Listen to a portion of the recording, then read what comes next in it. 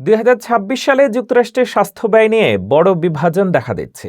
মেডিকেয়ারে থাকা প্রবীণদের জন্য ওষুধের দাম কমছে, কিন্তু ওবামা কেয়ার ও মেডিকেডে প্রিমিয়াম বাড়ার সম্ভাবনা রয়েছে। তহবিল সংকট ও কর ছাড়ের শেষ হওয়ার কারণে নিম্ন আয়ের মানুষদের চিকিৎসা খরচ বৃদ্ধি পেতে পারে, যা স্বাস্থ্যসেবায় বৈষম্য ও আর্থিক চাপ সৃষ্টি করবে।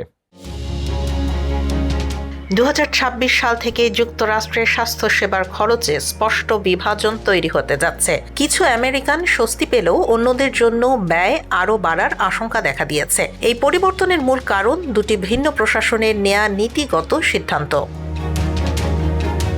মেডিকেয়ারে থাকা প্রবীণদের জন্য সুখবর রয়েছে। প্রেসিডেন্ট জো বাইডেনের সময় পাশ হওয়া ইনফ্লেশন রিডাকশন অ্যাক্টের আওতায় প্রথমবারের মতো সরকার উচ্চ মূল্যের 10টি ওষুধের দাম নির্ধারণ করেছে। এর ফলে রক্তপাত প্রতিরোধক ও ডায়াবেটিসের মতো গুরুত্বপূর্ণ ওষুধে গড়ে 50% বেশি খরচ কমতে পারে। প্রায় 90 লাখ প্রবীণ এতে উপকৃত হবেন। এছাড়া ওষুধে বার্ষিক নিজ খরচের সীমা $2000 বেঁধে দেওয়া হয়েছে।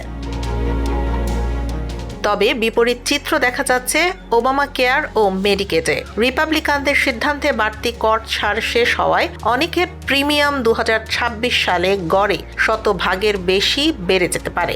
একই সঙ্গে ট্রাম্প প্রশাসনের নতুন আইনে মেডিকেড তহবিল কমানো হয়েছে, যা নিম্ন আয়ের মানুষের জন্য বড় অনিশ্চয়তা তৈরি করছে।